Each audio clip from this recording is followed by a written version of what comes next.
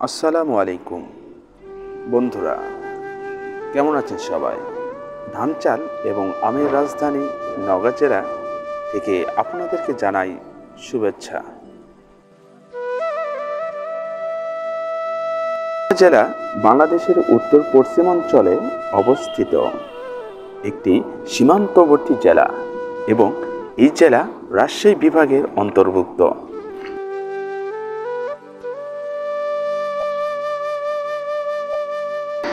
এই নওগাঁ জেলা প্রতিষ্ঠিত হয় 1984 সালে 1 মার্চ।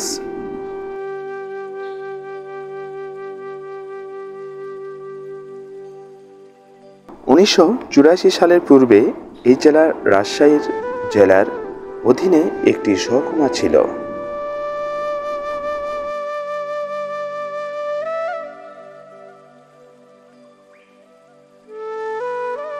বাংলাদেশের 64 জেলার মধ্যে নওগাঁ জেলার কোড 11।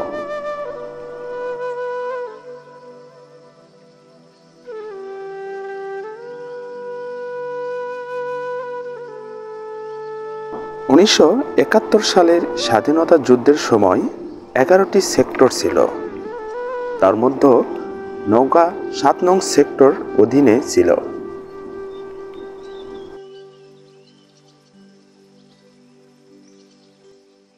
নওগাঁ জেলার মোট আয়তন ৩,৪৩৫.৬৭ বর্গ কিলোমিটার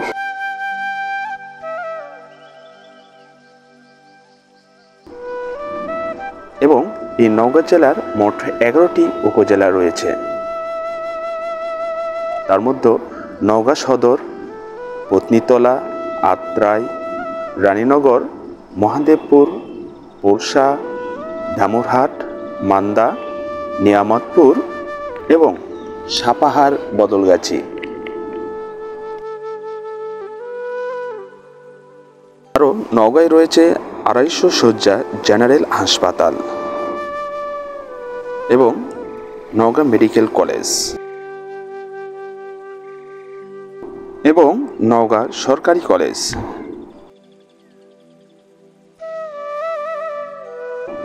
নওগাঁয় রয়েছে পুলিশ থানার সংখ্যা 11টি, জাতীয় সংসদ আসন সংখ্যা 6টি।